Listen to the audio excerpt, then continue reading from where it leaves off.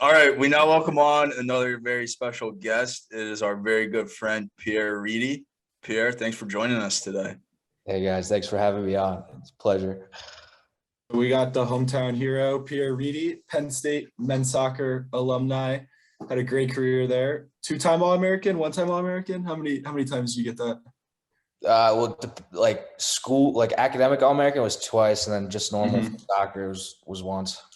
Yeah. So going back to prior to Penn State, you played for me and Curtis's and our producer slash editor slash graphic designer slash everything behind the scenes, PJ, whose birthday it is today. Happy birthday, PJ. Our old club, Lehigh Valley United, and then to Red Bulls Academy for 1 year, I believe. So how did you get into Penn State? Was that your only option of where you wanted to go as far as big time schools, or what else was on your radar going into college? So for me, I wasn't first of all, I was committed before I had gone to Red Bulls. So I'd committed when I was playing for LVU, and throughout that time, I wasn't like a big time recruit or, the most talented kid or anything like that. So I didn't really have a lot of big time offers. So a lot of my offers were Patriot League schools. I know Villanova was one option, but a lot of really small schools. And throughout the whole recruiting process, Penn State had always been my number one. So I tried really hard to sort of get on their radar. And I think it was my junior year. I think they saw me at an ODP interregional in Florida or something like that. And that's when I first started to get in contact with them. But as soon as, they offered me a spot on the roster, I just jumped at it. I didn't get any money or anything like that, but I just knew I wanted to be at a school that had, the facilities and resources that would help me reach the next level. Yeah.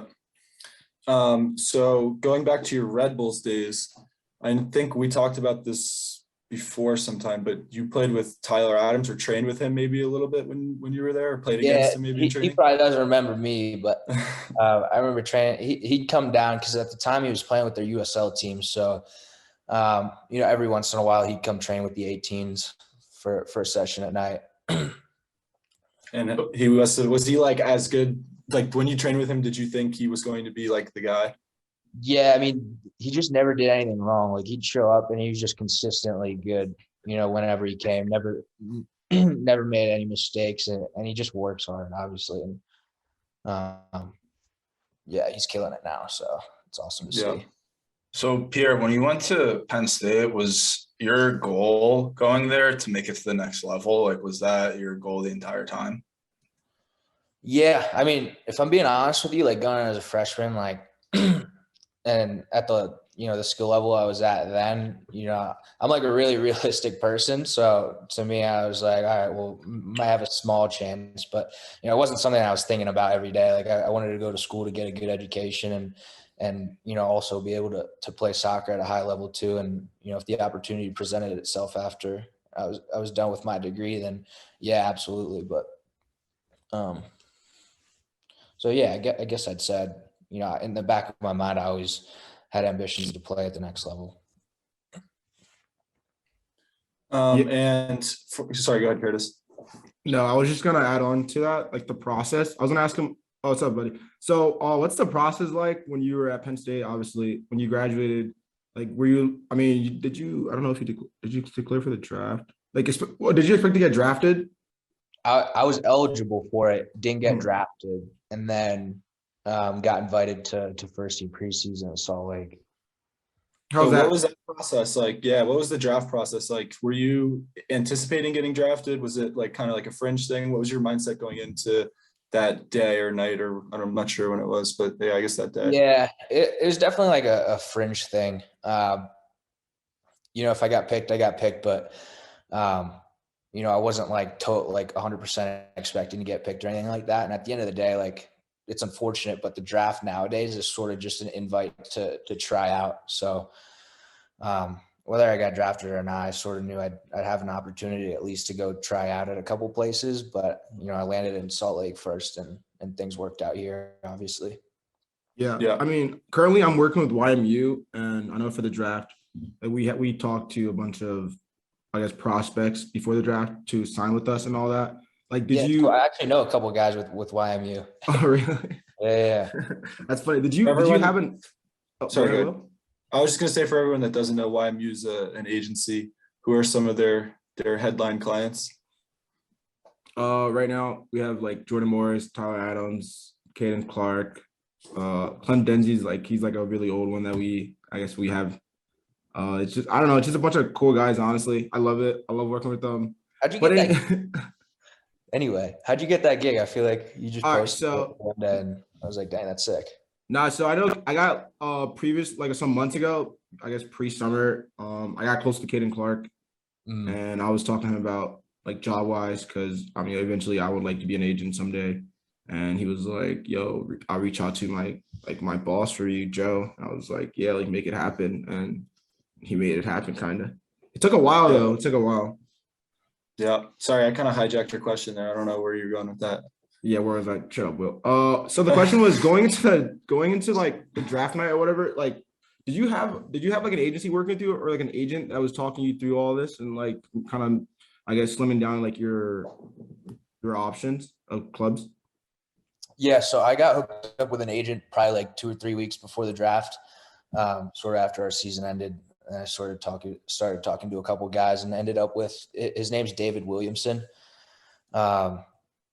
He's part of the Will Mill Sports Agency, but this guy, he's a lawyer for I think 25 years, and then the last 30 he's been in sports. He's been a sports agent, but really good dude, old fashioned, totally by the book. But no, he helped me through that process, helped me make a highlight video and CV, all that stuff. So he was super helpful in that process, but. On top of the draft, he was also working behind the scenes to sort of sort out some different like trials, I guess you could say too. Yeah. Damn, how old is this guy if he's been working for 55 years? I should be careful with this, but he's probably like in his 60s, mid 60s. Yeah. Yeah, I guess the question of did you like were there a bunch of agents reaching out to you? I guess you would say yes then, and you end up picking, like this one. Was it more like inbound, like people coming to you, or did you? I'm sure your coaches helped you get connected to people, but what was that process like finding the right fit? Yeah, so I mean, even out of college, like I wasn't like a big time sort of guy. Like it wasn't like Wasserman, like YMU's a big one too. Like they were coming and reaching out to me or anything like that. But my assistant coach at school, my agent now is actually his agent back in the day when he was playing in MLS, and he sort of hooked me up with him. And I trust those guys a lot, and took him for his word that he was a good agent. So once they recommended him to me, and I talked to him a couple of times, I was like, yeah, let's do this. So since then, I've just been with him. Yeah. So now you're out in Salt Lake. Is that your first sort of trial, and it just kind of stuck? Yeah. I mean, after the draft was over, I think it was like 2 or 3 days, and they had reached out to my agent and they flew me out. I think it was like the 13th or 14th, and since then I've been here. Yeah. Yeah. How's that experience there? I mean, I know it was like they're coming to a whole nother system, leaving Penn State. I guess it's a whole nother team. How are you fitting in? Yeah, so that was a big thing because obviously I'd been at Penn State way too long. So like coming to like How many years were you there? it ended up being like 6, I think, with like my injuries and the COVID year stuff. But Mhm. yeah, so I flew out here, and to be honest, I was expecting like, obviously going into like a first team environment, I didn't really know what to expect, but in my mind, I thought like there'd be at least some guys with like some really big egos and things like that. But dude, to be honest, like a lot of those guys were just super welcoming, and that helped sort of my transition to just being more comfortable around them, and also translated to playing better on the field too. And I think it's just a testament to the group that they are and the culture they've built to this point. But it was a good transition, and the guys are super nice, and I gelled quickly with the group, and I'm just happy that I was able to obviously now stick with them for this year. Yeah. Did you notice a big adjustment in terms of the level of play? Like, did it take time for you to adjust to that? And I guess kind of like definitely a couple follow-up days, to but that, sorry, a bit of a follow-up to that. What would you say the difference is between college to with the Monarchs then to with the first team? Do you see any, is it just speed of play, decision Speed making? of Like play is what a are the big key? one, but I think the biggest one is just their first touch. I think everyone's first touch it's just clean, and the first touch gets them out of pressure and sets them up for whatever their next movement is. But I'd say first touch is definitely a big one that I realized, and Yeah. the physicality too. Like there's some big dudes. Yeah, I'm sure. Do you feel like you're settling in well to that level? Yeah, it's sort of like one of those like iron sharpens iron things where, you're surrounded by, a great group of players, and, at some point, that just makes you better too. And, even like I haven't been here that long, but even, within the last like couple weeks that I've been here, I felt that, I've grown and been a better player since I've gotten here. Yeah. It's definitely easier to play with better players. That's kind of like why I 'Cause always even if pick you you on sit them up, my like, pickup it's team. enough to get out of whatever, position you put them in. So yeah. Yeah. Yeah. During the And back preseason, to, oh, sorry, excuse me. Curtis. Yeah, sorry. During the preseason, did you train like was David Ochoa there and like Yeah, Bobby Wood? he's a How clown. He's funny. was Yeah. David Ochoa? What? Was David Ochoa like a clown? You said. He's a funny guy. How was that experience like? I mean, I don't know how much of MLS like you actually followed before you went over there, but I mean, I would say I love the MLS and I watch it like almost like every day or whenever I can. So were you like in were you like starstruck when you saw like David Ochoa or even like Bobby Wood like at Bobby the, Wood's a cool one because obviously like I grew up watching him, and even like Justin Meram and Demir Krylak, who's our DP too. It was definitely cool to see those guys, but yeah, like as much as I wanted to like ask them a bunch of questions and stuff like that, at the same time you don't want to be too overbearing to those guys and sort of gain their respect through your play. So, but yeah, it was definitely cool to be in a locker room with those guys for sure. Yeah. And so now with your current situation, you're going to be training with the first team and then playing with the Monarchs. Yeah, that's the plan. Yeah, that's good. So I'm sure it'll be, I don't want to say easier, but getting to train with the first team and then going to play with the Monarchs, it should be not a step down, but like you'll feel like, I mean, you're training with the guys playing with the first team and then you go play with these guys, and I don't know, you should be just sharper and more I guess sharp is the right word. Yeah, for sure. And I think the big part is just being able to still play minutes in games, because you can practice as much as you want, but practice doesn't really emulate a game that well. So the fact that I'll still be able to play games, obviously, and train in a great environment like the first team, and I think is great. It's a good setup here. Is the environment is it much more competitive than in terms of compared to Penn State, like in the competitiveness is, I guess, what I'm asking. Yeah, I mean, to be honest, it depends on like the session. So like if we just got done playing a game and there's a couple first team guys who have to train with some of the the trialists and Monarchs guys, like sometimes they'll just dog it and be a little lazy. But nah, for the most part, like especially during preseason, I think everyone's trying to fight for spots and stuff like that. It's definitely pretty competitive. But it's weird too, because you got so many like at least for preseason, they bring in so many different guys, and you got guys with the Monarchs coming up, and they're trying to bring in new guys from across the league and stuff like that. So it's a little different because like the groups sort of like continuously changing, I guess, until the season starts going. But yeah. Did you have any other trialists with you that you've grown close to, and if any of them also gotten contracts? So I mean, like I said, I got here in like January, and there's like a group of trialists that were with me. It was probably like 4 or 5 other guys, and a couple of weeks went by, and they let them go. And I ended up being like the last trialist left. I was like on the break signing a deal with the first team, and that fell through, fortunately. But like it was good and bad, because like I was getting close with the trialists, and like those were my buddies. And then after a couple of weeks, they let them go, and you're sort of like the last one left, still not on the team. You're sort of in like this weird limbo where like you want to get close with the guys, but at the same time, like you don't even know if you'll be with the team in a couple of weeks. But no, like there are 2 draft picks that I've gotten close with. They signed Monarchs deals too, so yeah, definitely close with some of the younger guys. Yeah, it's definitely, I'm sure it's helpful to have guys kind of in the same boat as you to go through that process, because I'm sure it is a stressful process. Is it like any day they could say, we're sending you home, or what's that like? Do they give you like a specific time, like you're going to be here for 2 weeks and then we'll reevaluate, or sort of, is it day by day? Yeah, it's pretty much on whatever agenda they want. I know for some of those guys that got let go, it was on the plane ride back from Tucson. And then other guys, it's just like one day they call you back into the office and that's it for you. And, you got to find another opportunity. Yeah.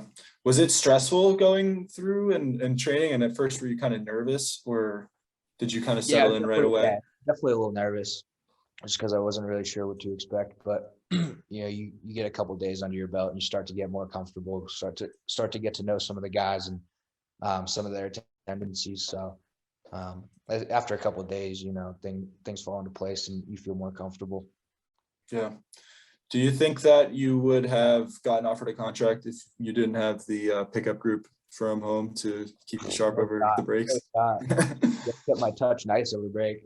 It's honestly so nice to have like a group like that to play with, because until I met you guys, it was like COVID year or whatever. I just was doing stuff on my own, and I had a couple buddies from high school that would, like, you guys know Beckham, and another kid, Kyle, that would like come to the field with me sometimes and work with me. But to have like a group of guys like that, where like the level's like not bad. Like I'd put our pick group against anyone else group. To still get still be able to play. Yeah, I mean, it's pretty like unheard of to get that COVID year. I guess summer 2020, we would have like 7 a.m. sessions. I was driving like 40 minutes because I knew those sessions were nice. Yeah, we'd have like 30 guys, 3 keepers, like unreal stuff. I'd really miss that. Like we would play like 3 teams and then just rotate for like 2.5 hours, 3 hours. Yeah, you guys are lucky I didn't pull up to any of those. Yeah, you just run the group. That's it. Exactly. I would run the group, not ruin the group. Thank you. Run. Yeah. Yes. Yo, you run in the backgrounds. Okay, we'll go back to Pierre. Yo, do you have any like goals of going to Europe? Because I know some of the guys, instead of going to the draft or even trying to, I guess, play in the MLS, I think I saw the kid from Georgetown, I think it was.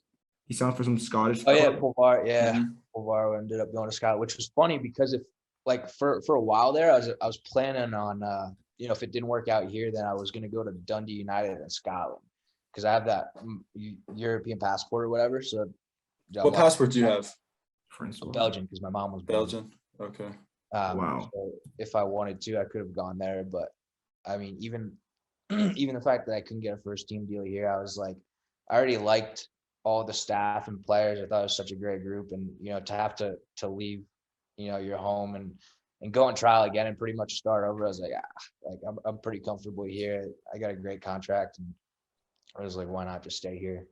Yeah, and like we've seen it with even some of the people we've had on, like they go over and it doesn't work out for them, and then it's hard to come back and reestablish yourself once you're gone. You kind of have to start from scratch almost. So I think it's better to start here and prove yourself, and then like whatever opportunity comes after that, I think it's better to go that way instead of going in reverse if for some reason it wouldn't work out overseas or anywhere else.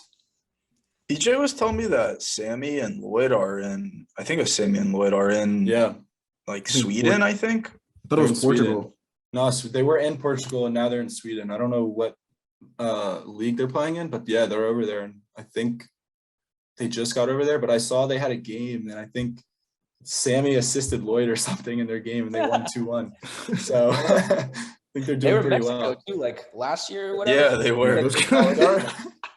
They're all over the place, man. Are they paying to go to these places, or these teams flying about? I don't know. No I idea. think that what they're doing now, I think that they're either getting paid or like it's one of those things where they'll put you up and they'll like feed you and then like they give you what you need to survive. I don't know if they're getting paid on top of it, but I mean, I think I would hope it seems like a good setup for them now. I don't know about the Mexico or Portugal stuff, but I think what they're doing right now is pretty good. Also, Aki was there too, I think I saw. Oh yeah, he did say Aki was there. Yeah. So we got 4 of our guys from our group now. Also now balling, I guess, professionally, which is pretty cool. Yeah, I mean, one more question before we're gonna do a segment where it's gonna be just quick questions. But I'll ask that. I mean, I'll ask my question now and then we're gonna go to that. Like if you were, I guess I would say if you didn't go on trial with the Monarchs, like what team, like if you were going to draft, like what team would you have wanted to get drafted by? Like an MLS. Oh, dude, he can't answer that. He has a I team. like Miami or LA, dude. Yeah, no, that's fair. It's pretty warm over there. How's the Yeah. weather over there anyway? In Utah? It's not as cold as I thought it was gonna be, being in like the mountains and stuff. But it's like a weird, like, because it's sort of like the desert. So like the air is like super dry. So like when it's hot, it's like really hot. But like it hasn't been that cold. It's like mid-50s. It's nice. It's not bad at all. Yeah. I actually have one more question before we get into the rapid fire. This is like going back to college. So me and Curtis are college soccer players, D3, so not quite on the same level, but I'm sure Curtis can relate. You know, after a game, you guys win, like you and the boys go out, have a few drinks, you know, have a good time. What's that balance like at like a top program like Penn State? Like, is it obviously for the 21-year-olds on the team? Do you guys like go out and celebrate after a win, or is it strictly business? Is there some sort of balance? No, not every win, to put it simply, but you got to just pick and choose your times with that sort of stuff.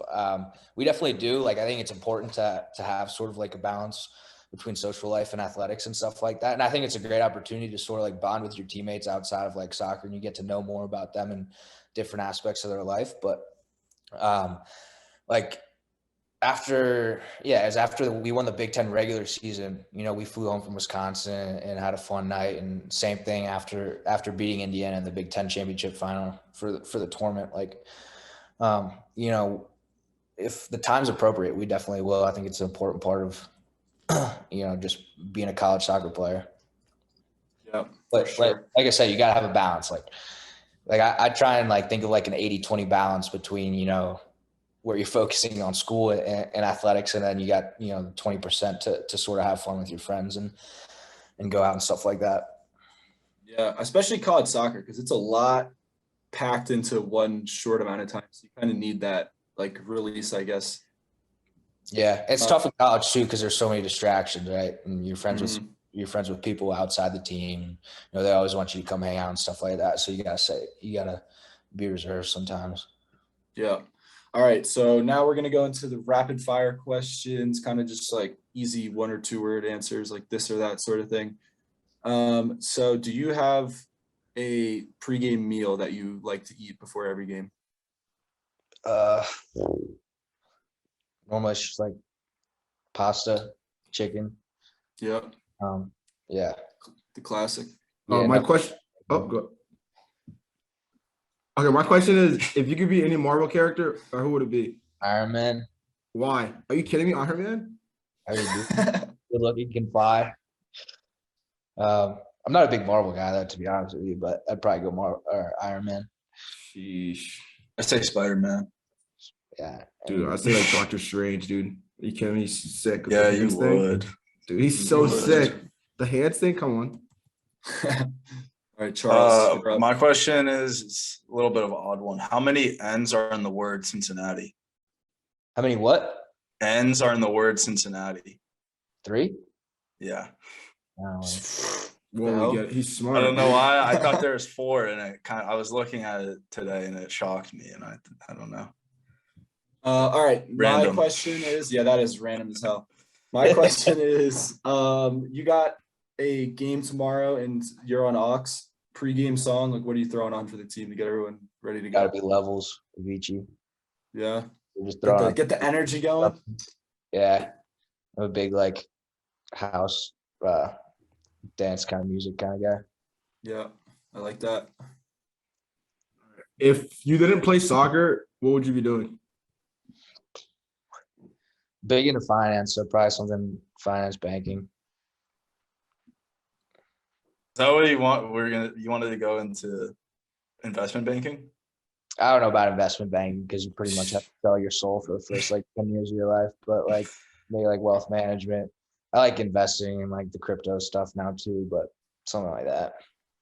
Yeah, like Visby from our pickup group, investment banker. He'll like this winter Oh, when we were yeah. playing a turf club, he would show up, he'd be like, I'm running late, I'm getting off work. We're playing at like 10:30. He's like, Yeah. I'm just wrapping up work. It's rough, yeah, but if you grind it out for the first couple of years, it pays off, I guess. So Yeah, for sure. All right, Charles. What is that post or that flag that's in the back of your screen? Back of that's like the only decoration I have in my apartment. It's like an RSL banner. Oh, it's an RSL one. Oh, nice. They just had that when I moved in here. My last question is, this is not financial advice for people listening, but give me a stock pick since you're into investing, or a cryptocurrency if that's your cup of tea. What do you want, stock or crypto? Stock. How old are you? 21. Yeah, Almost 22. Like any sort of tech stock like Apple, Netflix. Oh, I got some Apple. Can't go I wrong got with some it. Apple. No, you can't. But stock market's not doing too well with the light of recent events. And smoked. Yeah. Yeah, not looking good. Yeah. Chuck Curtis, you guys got any more? Yeah, I got one more. What's your go-to karaoke song? So I sang "Party in the USA" this trip. They made me sing that one in Arizona. Were you solo up there? I did it with two other trials guys, so it wasn't too bad. But Yeah, that's good. yeah. Another one. One of our prior guests we had on, Jack Imparato. Dude, He's yeah. So trained I with you just met guys. him today. Yeah. We hit it off. Talked to him a bunch. Really cool guy. I got to bring up the pod to him tomorrow, but yeah, I trained with him this morning. Good guy. Waller? Yeah, he played on the wing today. He's super shifty, fast. Kind of what you expect from a winger. Yeah, for sure. All right, I think that's it. Pierre, thank you for joining us. It's good to get a familiar face on the pod. Our first hometown hero, making it pro. First hometown guest as well. So also for all our listeners, we're now back. We're going to be hopefully releasing weekly episodes for the I guess, I don't know. I think he's our second hometown hero. We forgot Kevin Silva. Oh, Kevin Silva. Sorry. Yeah, second hometown hero. Kevin Also just signed for Pittsburgh Riverhounds. Shout out to Kevin Silva. Shout out Kevin Silva. I'll be at your game next week. Really? Oh Yeah, yeah, you're out that way, sort of. Yeah. All right. Thank you guys for listening, and stay tuned for next week. Hopefully we'll have another episode out for you. Now, who are you thinking, Curtis? Oh, I don't know, man. I'm thinking like Ronaldo. Ronaldo. All We right. should get Sammy, Sammy Rocky, Abilas. and Lloyd on at the same time. All right, if They're you guys all on the want, same episode. team. all right, I'll reach out to Benzema and see if he's free next week. All right, thank you. Fonzie. Yeah, we'll see what he's up to. Dude, what's good with him? He still have like his heart stuff or something. He wasn't playing in the qualifiers or something. Yeah. Yeah, Yeah, I guess- think it was something with COVID. Dang. Whoa. Our meeting's been upgraded by the host. We have unlimited minutes. Yes, because What'd you do? I don't know what I What'd you did. I do? just saw that, but I'm gonna end recording now. Yeah.